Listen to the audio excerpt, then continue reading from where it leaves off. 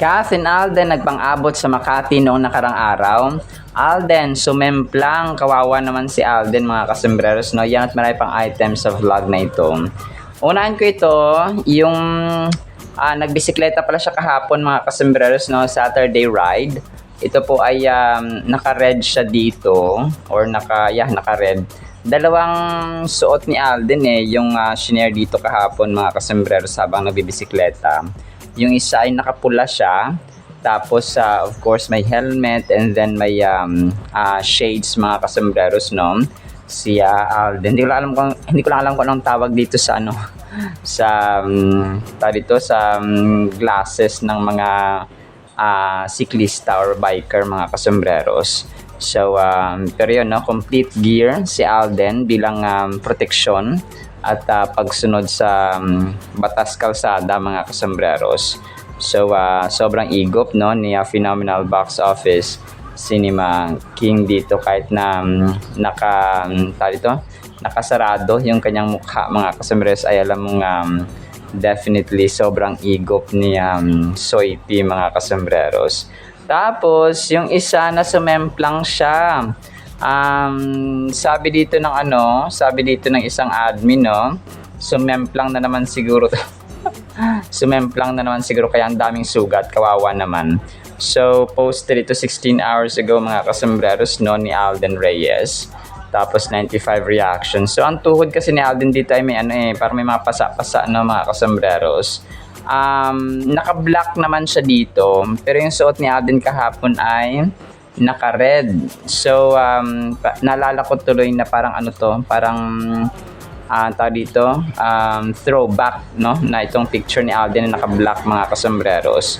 So kasi itong naka-black siya ay parang nung time pa ito ng BYD na na shoot, mga kasembreros, sa Davao, no, na nagkaroon ng Ironman Davao triathlon relay, mga kasembreros. So parang naano ko na rin to na na i-post ko na rin nung pumunta nga sila dito sa Davao, mga kasembreros, na kawawa si Phenomenal Box Office Cinema King, kasi nga sa sobrang ensayo siguro ay hindi maiwasang sumemplang, no, sa bisikleta or sa daan, mga kasembreros. So ibig sabihin lang, no, parang professional na cook or professional chef, no, minsan napapaso, no, minsan nagkakamali, mga kasembreros, kung kaya nagkakaroon ng konting aberya, mga kasembreros. So nevertheless ay ini-enjoy pa rin ni Alden, of course, ang biking na part ng kanyang therapy. Ito na throwback kahapon, June 2024 ba? 2023, mga kasembreros, or 2025. Parang 2025 yata ito. Na-recall kahapon ng isang admin itong eksena ni Alden, no, sa Magpakailanman, na kung saan ay meron siyang bit-bit na bata, no, behind the scene ito ng Magpakailanman, mga kasembreros. So parang niligtas ni Alden yung yung bata, no, tapos dumating yung mga police, mga kasembreros, or yung rescue. So ito po ay throwback, no, na nila mga parang kasama ito si Marvin Agustin, mga kasembreros.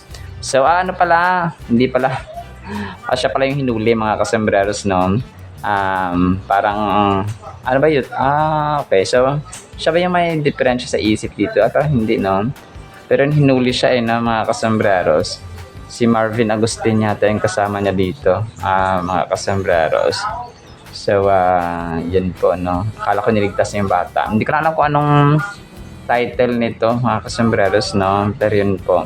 Tapos yun, Father's Day ngayong araw, no. Happy Father's Day sa lahat ng tatay sa buong mundo. June 21, 2026, no.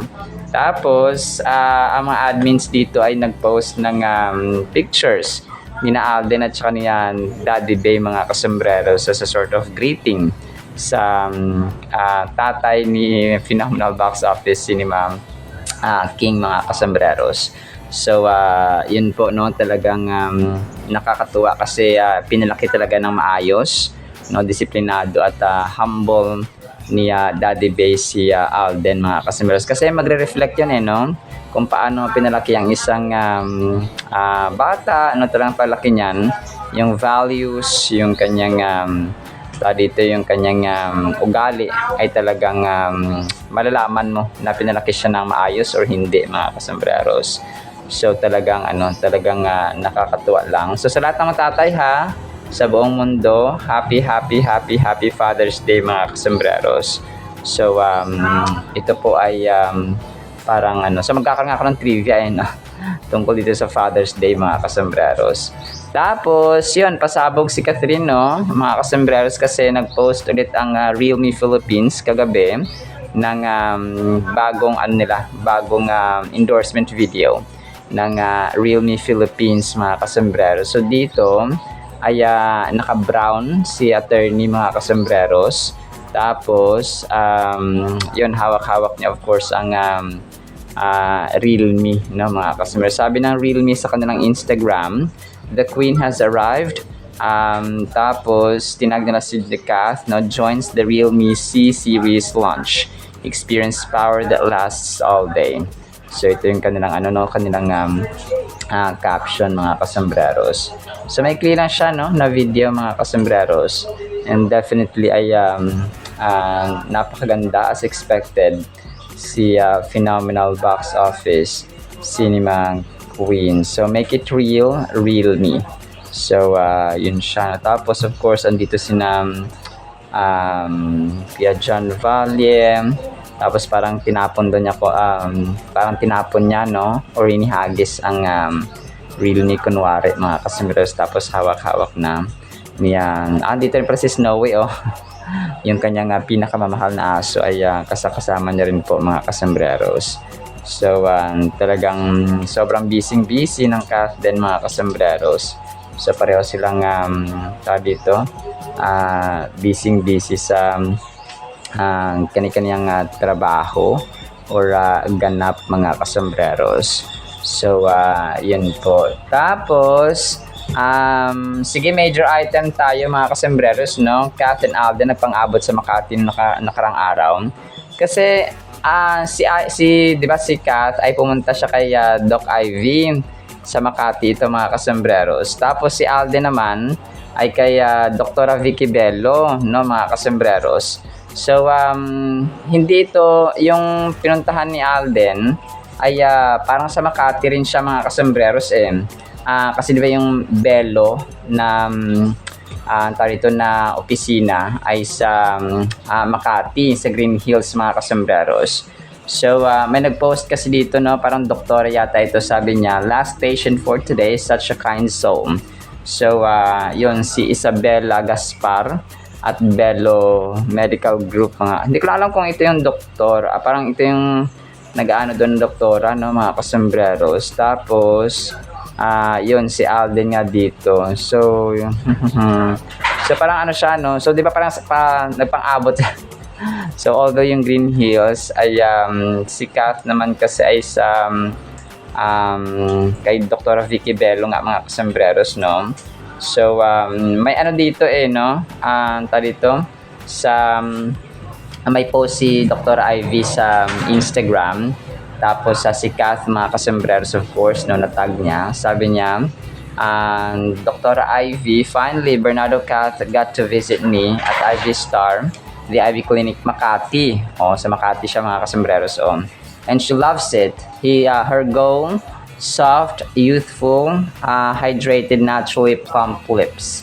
We achieved it with our Ivy Strawberry Lip Booster, then finished with Ivy Skin Lip Sleep to lock in moisture and keep her lips looking fresh and nourished. Always the sweetest catch-ups with Kath, This was 18 hours ago, mga kasembreros.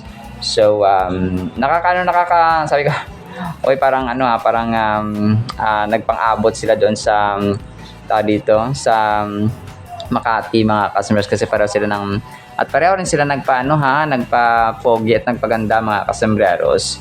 So talagang pareho ng ganap, mga kasembreros. sina Alden, no? Si Alden at saka si Kath, mga kasombreros. So, but correct me if I'm wrong, ha? Green Hills San Juan, Green Hills Makati, no, something like that, mga kasombreros. Pero sabi ko, pero ang Belo kasi is, oo, Belo is Belo is nasa Makati kasi nung nakaraan nga 'di ba nagkaroon sila ng parang shoot or parang ginawa doon na video din ni Alden sa Belo Makati, mga kasombreros. So but correct me if I'm wrong, no, mga kasombreros and mga Cat fanatics.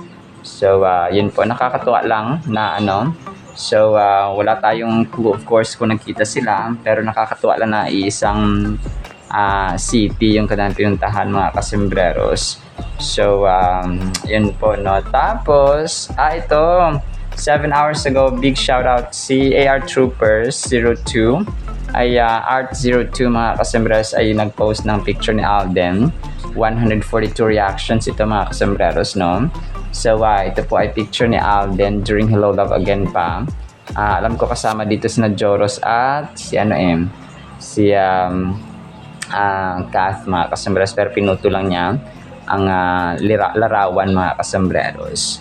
Tapos next item natin ito, Sexy Back 2019 versus 2026. Si Alden kasi ito, no, naka topless siya, mga kasombreros, tapos likod ang nakikita, no, 2 hours ago, mga kasombreros, no.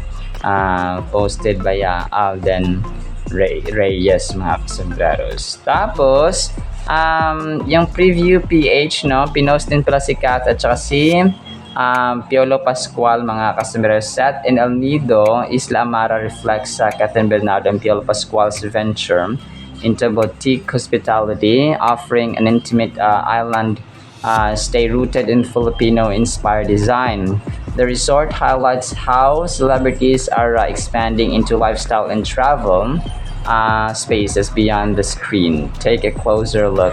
So ito po yung parang na-feature nila yung Isla Amara ni Kath, mga kasombreros, at saka ni Piolo Pascual sa El Nido, Palawan. Tapos ito, 13 hours ago, no, ang cute ng ginawa dito ni Uno Mitch quote. Sabi niya, walang closure, mas masakit ang umalis ng walang paalam kaysa sa mag-away araw-araw. Kathleen message ito, mga kasombreros. So Kathleen fans ito, no, si Uno Mitch quotes, mga kasombreros, 23. So yung pinost niya, mga kasombreros, no. Tapos ito, so ang cute na naman ang pinost dito ni sabi niya 4 hours ago, todo effort ka para mawala ang Kathleen, pero hanggang ngayon present pa rin sila. Ikaw tuloy parang referee na galit sa laro pero nanonood pa rin. So ang kulit ang pinost dito ni Sayer, no? Isang admin din po ng Kathleen, mga kasombreros. So isa siyang tarito ulirang Kathleen fan din po, mga kasombreros. So yun po. Tapos ito, pinost ng Kath ng bench pala, mga kasombreros, no. Itong parang video ni Alden na doon sa nung nakaraan na pinost natin na mga pictures ni Alden na nagbebenta sila nitong jacket at bench apparels nga, no, ni Alden, mga kasombreros. So sobrang igop of course ni Phenomenal Box Office Cinema King dito sa kanyang parang estudyante lang sa isang university, mga kasombreros, no. Kalain mo 19 years old or 21 years old lang si Phenomenal Box Office Cinema King dito sa kanyang sa kanyang outfit, mga kasombreros, no. Kasi sobrang igop at saka baby face, mga kasombreros. So hindi gaano halata na 34 years old na si Soiti, mga kasombreros. So pero no, talagang igop si Phenomenal Box Office Cinema King. Tapos ang cute nito kasi may isang fan dito, papugian daw ng kuya, here's my paid entry. Tapos ang naka-mention doon ay si Alden Richards at saka si sino nga ba yung isa, parang dalawa yung minention niyan artista, no? Si Alden Richards daw yung kanyang kuya at saka si Richard Gutierrez ba yun? Or si Dennis Trillo. Something like that, or parang Joshua Garcia, something like that, no? So, papagian raw ng kuya, here's my paid entry. Post ito ni Timmy Diaries 98 sa kanyang TikTok account, no? So, nakakatawa kasi gusto niyang, si kuya niya, si Alden Richards, mga kasombreros. So, halata naman, no, na siya po ay fan niya Alden, mga kasombreros.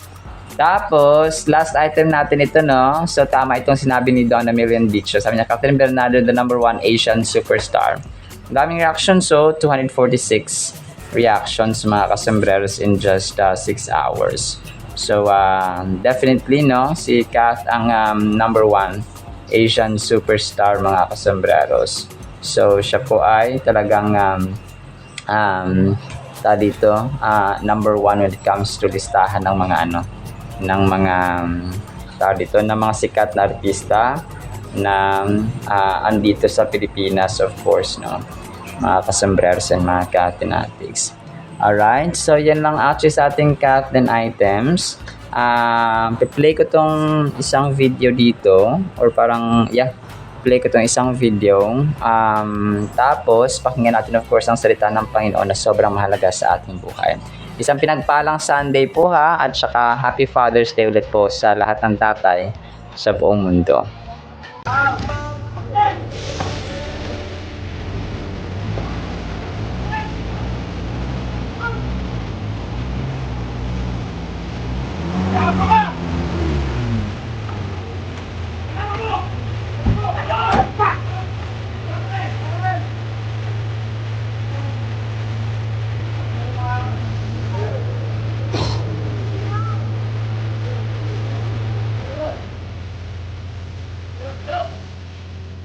Sobrang ganda ng ating Word of God, mga kasombrero. Sana po ay patapusin natin at pakinggan.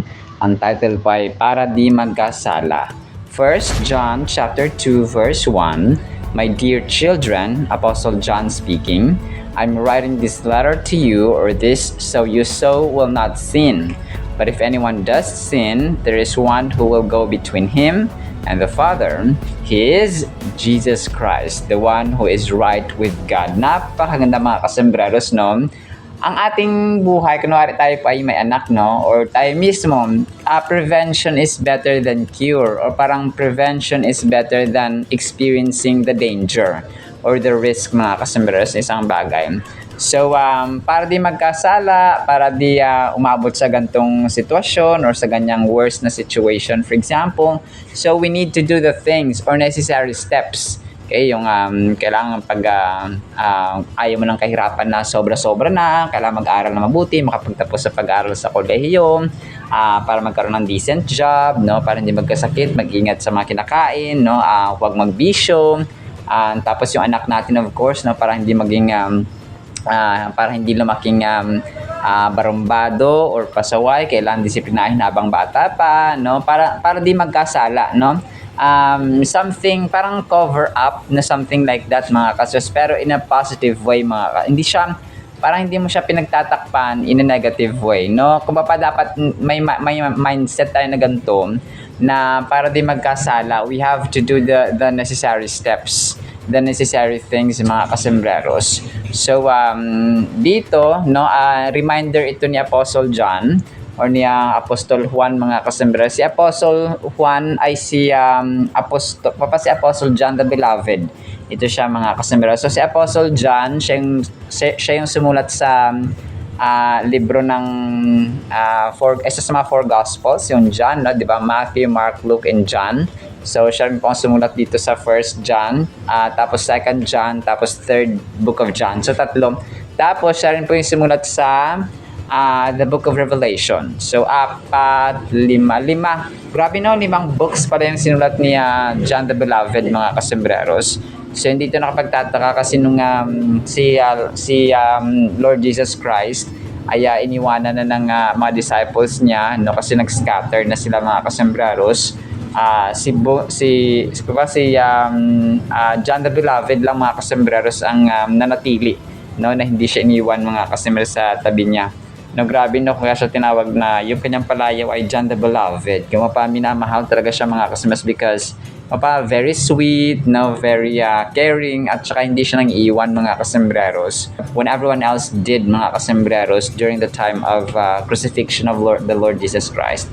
So kung parang iniwan na ng lahat-lahat si Lord Jesus Christ, no, talagang si Apostle John kaya nandun pa rin nanatili sa kanyang tabi mga kasembreros na kailangan natin ng mga taong ganun no? Yung parang iniwan ka na ng lahat-lahat, iniwan ka na ng mga taong kaibigan mo, pero may nanatiling tao na para damayan ka at tulungan ka sa iyong problema mga kasembreros. So that's Apostle John. So dito, no, my dear children, I'm writing this so you will not sin. So para hindi magkasala mga kasembreros. So ito ay tumutukoy din sa mga bagong manampalataya sa simbahan. Okay? My dear children, sabi niya dito, mga minamahal na anak. So yung Book of John, isa rin siya sa mga napakagandang libro bago pa kayo na mananampalataya ni Kristo. Pwede kayo magsimula no, sa Book of John, mga kasus or Books of John.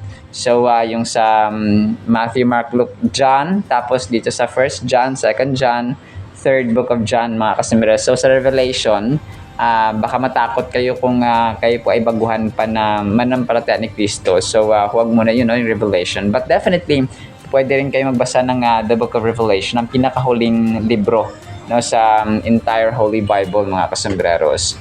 So pinalalahanan, no, this is a reminder of Apostle John mga kasembreros sa mga manampalataya no, sa simbahan.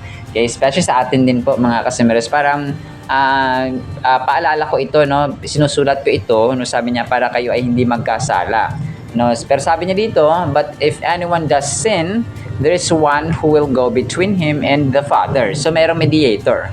Okay, ito yung role ni Lord Jesus Christ mga kasembreros. He is the great and ultimate mediator na siya yung meddler, no, siya yung tagapagitna mga kasembreros, intercessor.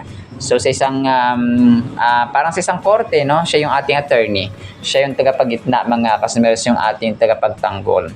So Jesus Christ is his name. So grabe no. Alam niyo kung nare-realize niyo lang yung yung pag-ibig, yung kabutihan, yung grasya ng Diyos, yung favor ni Lord mga kasembreros na talagang yung gracious niya, yung grace niya, yung pagiging gracious, yung pagiging merciful ay talagang andyan, mahal at iniibig at sinisinta niya ang tao mga kasembreros. What gracious words to the church are these wise instructions on holy living from the aging Apostle John. So aging Apostle John, so tumatanda na kasi si Apostol Juan dito mga kasembreros, no, kasi nga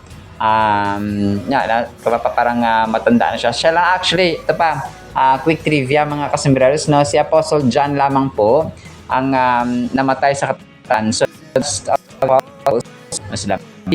sina Mark, sina Philip, sina Simon Pedro, sina sina Andrew, sina Bartolome, sina James, sila po ay namatay no dahil sa pagpatay. Hindi siya natural death mga kasembreros yung na-experience nila kasi nga pinagdadakip, no, pinagpapatay mga kasembreros ang mga disciples ni Lord Jesus Christ after He resurrected sa heaven. The desire of His heart is that those who have come to faith through His ministry might not sin, but would strive to live lives that are holy and acceptable to God. So sabi niya doon, no, my little children or my dear children, sa ibang version, no? He says, I'm writing these things to you so that you may not sin. So as part of God's family through faith in Christ, we are called to be holy because our Heavenly Father is holy.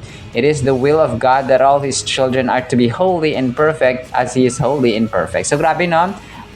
Pero parang imposible siya mga prayers na syempre banal, no? Pag sabing banal, pag sabing perfect, mga kasus achieve that sa mundo.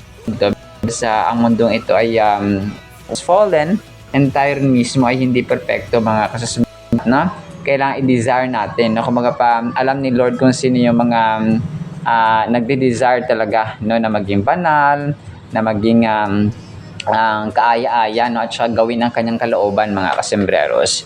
So yun, habang gumagawa tayo ng kalooban ng Diyos, no, we are being perfected, no, hindi man literal na perfecto na hindi nagkakamali, no, sa salita, sa gawa at saka sa ating iniisip, Pero alam kasi ng Diyos, no, yung mga gumagawa at willing talaga, no, na sumunod sa kanya, mga kasembreros. However, John is not suggesting that sinless perfection is achievable in our fallen state, but is letting us know that we have a free will choice to sin or to resist the temptation to sin. So yun siya, nakagaya na mention natin, kasi fallen state na ito, yun, yung ating mundo, mga kasembreros. Alam na niya na, alam natin na yung mundo ito ay nagkasala, so definitely tayo po ay hindi perfecto, but we desire and we do the work, mga customers of God, in order to resist sin or temptation. Sin is the thing that blocks our fellowship and checks the sweet communion we can enjoy with our holy or heavenly Lord.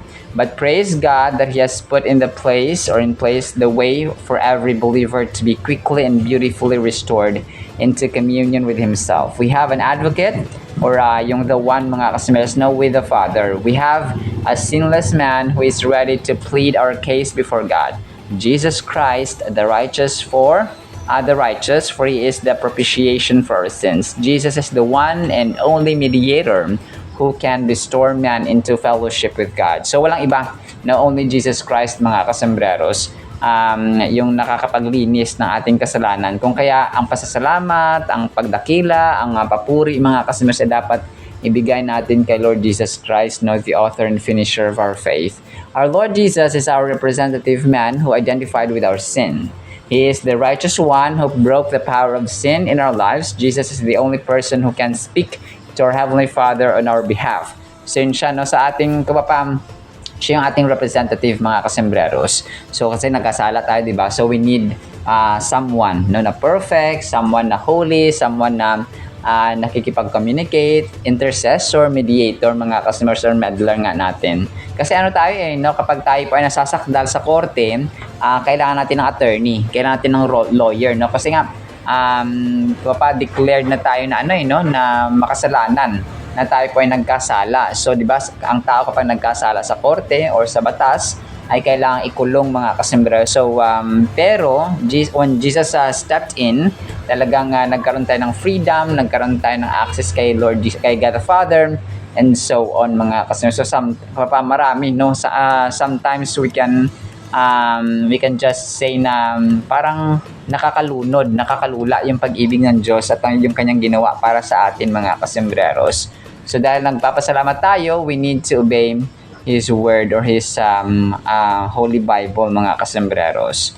So ganun po siya. You see, little children, our sins are all forgiven forever.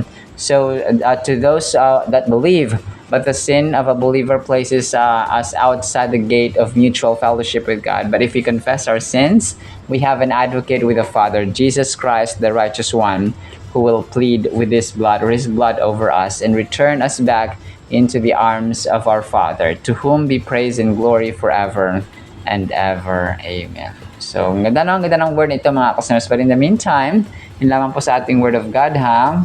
Nawa po ipagpalain po tayo ng pag-ibig, pananampalataya, pag-asa, at wisdom, mga kasembreros. Of course, na we have an advocate, we have Jesus Christ, mga kasembreros, para po di tayo magkasala. In the mighty, holy, sweet, magnificent name of the Lord Jesus Christ, we pray, with the communion of the Holy Spirit of the living God. And everyone said amen and amen. See you sa next segment, mga kasembreros, and paalam po. I love you.